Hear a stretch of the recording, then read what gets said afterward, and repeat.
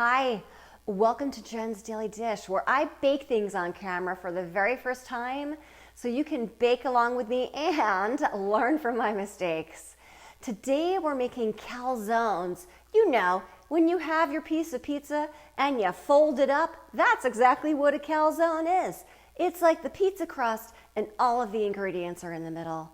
And this recipe is actually so easy. This will be dinner tonight in my house.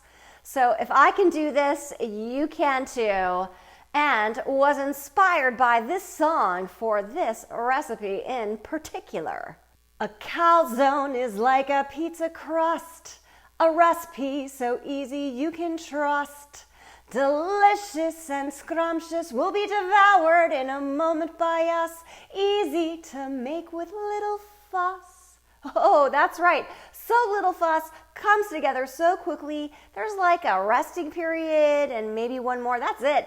Go watch your Netflix show, sit back, relax, enjoy, and then eat your calzones. Flour, add in your salt. This is totally optional. This is some pizza seasoning. You could add in garlic powder or nothing. I'm adding this in, half teaspoon. Mix together. Add to your mixing bowl. Add in your yeast. Olive oil.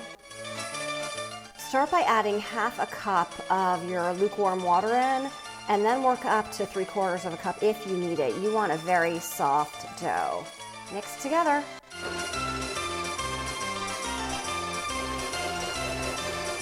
It's looking a little shaggy. I'm going to add a little bit more water in.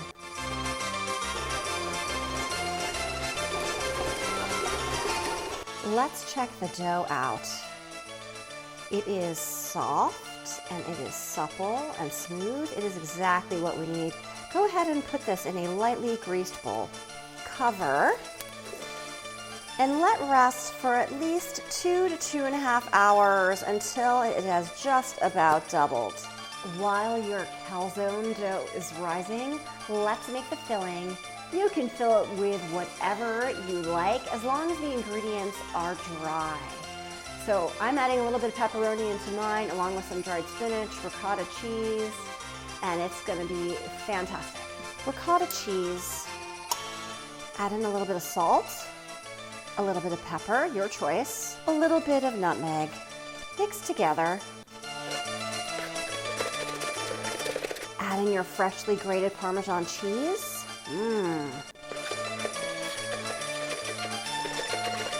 Add in your cooked spinach. This is thoroughly dried. I'm mixing in stages to make sure that everything gets evenly distributed. I'm adding in some pepperoni that I have sliced. Mix in. The goal for the filling is to make sure that you have a cup to go into each calzone. There will be 2 calzones. Ooh, the dough got very puffy and definitely more than doubled. Go ahead and transfer that to a clean work surface. I'm going to gently deflate it, and then I'm going to divide this in half. One piece at a time, what we're going to do is make a 10-inch circle, and we're just going to pat it out. And I'm doing it on the parchment paper because we're going to be transferring this into the oven onto a pizza stone or onto your baking sheet, and it's just going to make it easier if you start on the parchment paper. So it might fight back a little bit, that's okay, it'll loosen up. If it's pulling back a whole lot, just let it rest for another 10 to 15 minutes until you can get it into your circle. If any holes occur, just pinch them together. That's it. Measure out a cup of filling. That's about right. We're going to place it down. It looks like a lot. It's going to work out. And what we're going to do is fold this over. We're going to crimp the sides. I'm going to start first just by patting them down, and I'm just going to start crimping it over.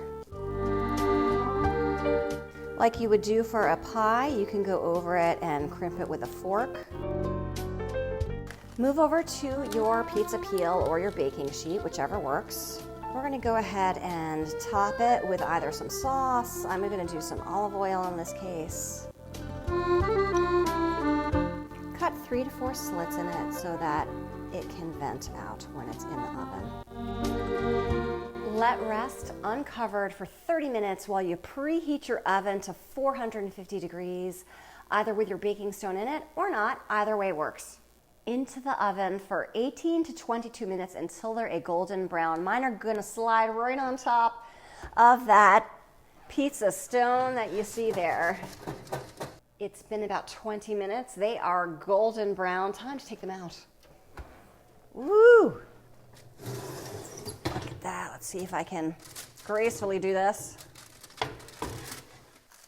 Let it rest for about 10 minutes, and then you get to slice and serve. Look at this yummy calzone. You can see the steam.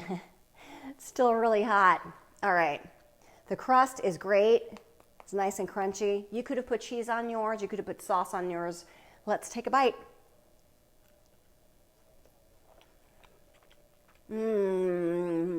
This is fantastic. It was so easy to make. It really had very little hands-on time. And you can fill it with whatever you like. I taste that ricotta cheese and the Parmesan and the pepperoni and the spinach. But again, you can put in what you like. This is fantastic and will be gone in seconds. I better hurry up. If I can make calzones for the very first time with you watching me every step of the way, you can too. Don't forget to like, subscribe, turn on those notifications, and check me out on Instagram for so much more.